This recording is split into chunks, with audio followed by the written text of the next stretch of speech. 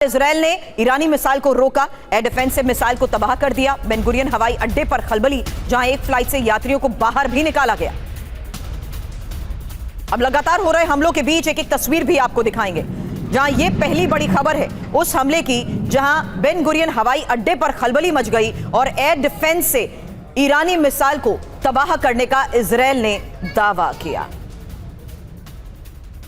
अब जॉर्डन के ऊपर से इजरायली मिसाइल गुजरी, जॉर्डन में धमाकों की आवाज भी सुनाई दी।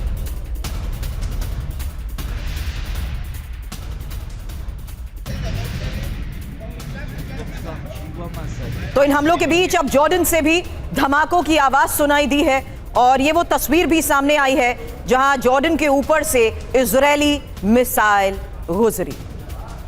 हालांकि कुछ देर पहले ही ईरान ने फिर हमले किए हैं। बड़ी खबर यह है कि ईरानी आसमान में मिसाइल नजर आई और लंबी दूरी की मिसाइल से इजरायल पर वार हुआ।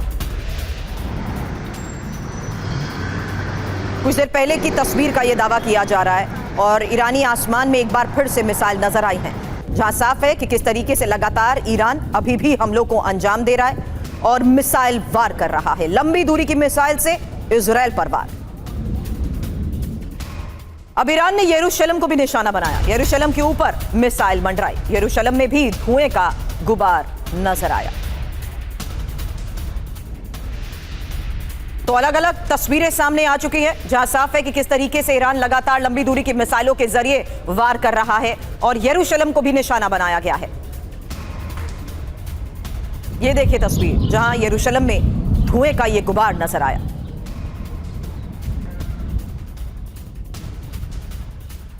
एक और तस्वीर, यरूशलेम में ही ईरानी मिसाइल गिरने का दावा भी किया गया। इमारत से नजर आया उठता हुआ धुआं और एयर डिफेंस सिस्टम भी सक्रिय।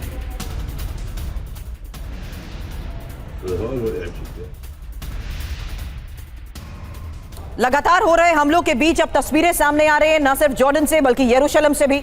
और देखिए यरूशलेम में भी खबर है कि एयर डिफेंस सिस्टम एक्टिव है, ईरानी मिसाइल गिरने का दावा किया गया है।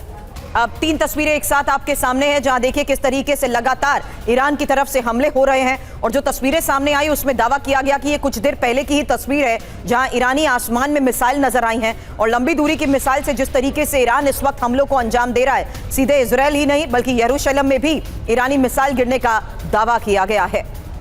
अब यरूशलेम की ही वेस्टर्न वॉल से श्रद्धालुओं को हटाया गया। बड़ी तादाद में यहां श्रद्धालु मौजूद थे और हमले होने के बाद जगह को खाली करवाया गया।